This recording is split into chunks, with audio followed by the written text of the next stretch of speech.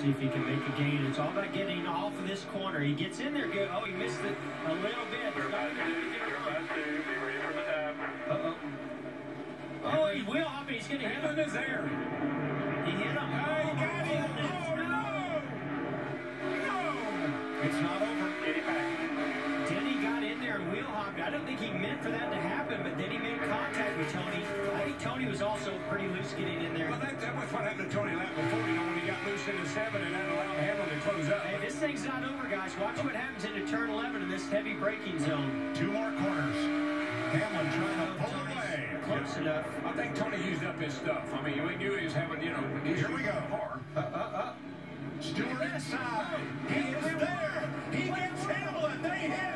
And Stewart comes off turn 11. And he's coming to the flag.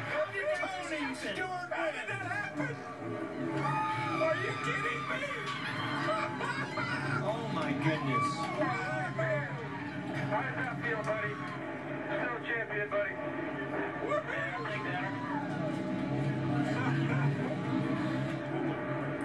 We started our season in Daytona with an unbelievable side-by-side finish. Denny Hamlin stealing the lead from Matt Kenseth and beating Martin Truex by fractions of a second. And we finished. I'm really proud of everybody on this deal. We finished with a spectacular finish. Wow. He just made the chase. 2 drivers who both refused to lose on the last lap. That was absolutely incredible, that last lap. Look at that. Unbelievable. Yeah, look at the crowd. They're going nuts. I think he's going to have a different tone when he gets out of the car in Victor Lane today. Wow. Tony, you think it was cantankerous this week? Wait till next week. Wow. Any question what our 5-hour energy movement race might be? Let's watch this. So Tony's pretty conservative. Denny goes in there, and Denny started wheel hopping. It's unbelievable that both of them even made that corner. Tony gives up the spot. And Denny scoots away. Yeah. And, I mean, I knew that Tony was going to make a run at him in turn 10, but I tell you, I think what happens here, I think Denny gets loose and maybe wheel hops a little bit with the rear tires getting into turn 11 and went wide and left the door wide open for Tony Stewart. Let's see. Here we come out of through 10. Look at the lead. I mean, got a huge lead. Something happens here to the... He checks up early. Look at Tony goes in. But why'd he go wide? Something happened to Hamlin to force him wide. And absolutely, that's what you got to do. If you want the win, you do exactly what Tony Stewart did.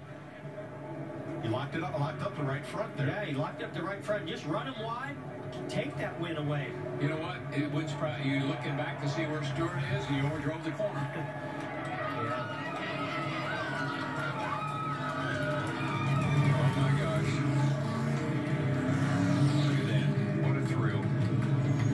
There are all the Stewart-Haas crewmen up on the wall to congratulate their leader. Mike, the thing we said, we felt like he could make the top 30 in points, but getting a win was going to be very difficult. Not anymore.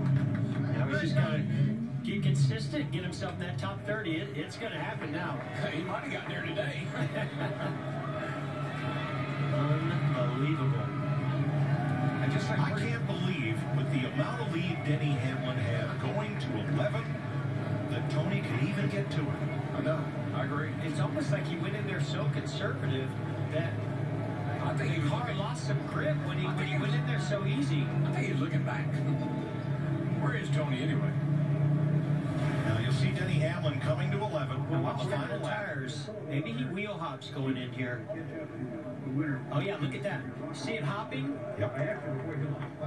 So what it is he can't get the car slowed down. It's wheel hopping, and he's just trying to drive the car straight. That's what he locks the right front of him, but it's only because he carried too much speed in there. There's a big So as you said, if you win, it'll take care of itself. Kevin Harvick going in there. Big hug from teammate Kevin Harvick. He knows how much that means to Tony. Harvick finished fourth today. Here comes Kurt Busch. 6. Here comes Kurt. I wouldn't be surprised to see half the field or more come down and see Tony Stewart after this race. Yeah, after what he's been through, you know, missed the first 8 races. Back in January, Tony Stewart was riding a sand rail in the desert, just having fun with friends. Came down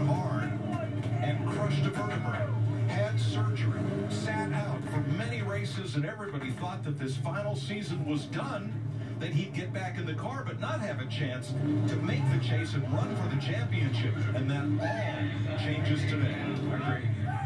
Never count out Tony Stewart from anything. Great job.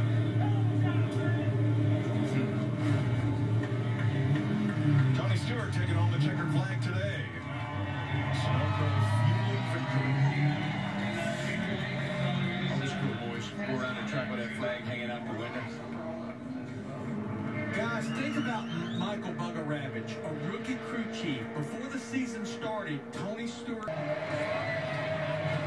is he now? Hey, this is where he got his nickname Smoke from, right here. Smoke Johnson, yeah.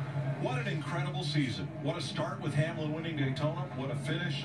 You had Martin Truex and that incredible run at Charlotte. We've had so many great moments in this Fox part of our season. And then, Mike, that's it old school. Riding around a racetrack carrying a checkered flag, that was an honor back in our day. That's what you did.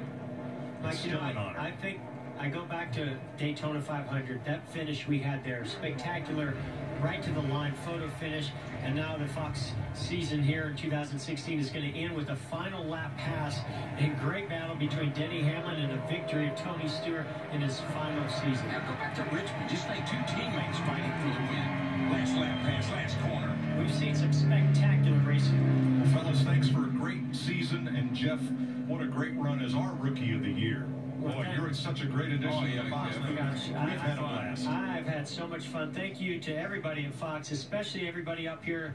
What a finish and what a win for Tony Stewart, even at this stage in his swan song season. And down there in Victory Lane, Matt Yoakum is with him for the celebration. Mike, when you look at this, the drivers through the years, so many times, Chris, that we see legendary drivers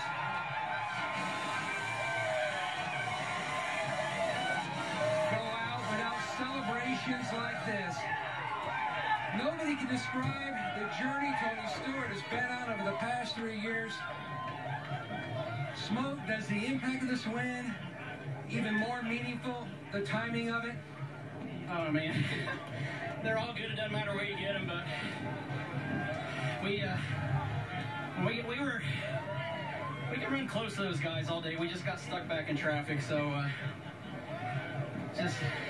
it's pretty ironic. The last one we got was in a Code 3 car, and I'm proud to do it again, but proud of Mobile One and Bass Pro and everybody. They just an awesome job. You look at your legendary career, your 8th road course win, your final year. What does it mean to chalk up another one on your racing resume? Especially at a place you're going to for your last time, that means a bunch, so it's special, trust me. I remember your dad when you won the Brickyard for the first time in turn 2 in the suite. He kept waving you on. That's what he was doing every time you'd go by here. Walk us through that exciting last lap, and then Hamlin's comments through the window after. I made mistakes the last 2 laps. I had a little bit too much rear brake for turn 7, and wheel hopped it 2 laps in a row. But, you know, I felt the nudge when I got down there, and he knew where it was. I mean, he did the right thing doing it there, but if I could get to him, he knew it was coming, and he just told me he was proud of me. I mean, he knows what it means, and, you know, we were teammates for a long time. We respect each other a lot. His 49th career win, and Chris, when you look at the popularity of Martin Truex Jr.'s win at Charlotte, I think this trumps this from the reaction from the fans and the folks in the sport. At age 45, the sweat pouring out of a worn out but not finished yet Tony Stewart. And on the pre-race show, Darrell Waltrip called him cantankerous, and he fired right back. Congratulations to the Coca-Cola Racing family member Tony Stewart for his historic win. And on the pre-race show, we asked him as well as the owner-driver, what would the owner tell the driver, Tony Stewart? Said the owner would shut up and let the driver speak, and he spoke today. Tony, number 1 here as he gets to Victory Lane. Let's check in now with Chris Nelson.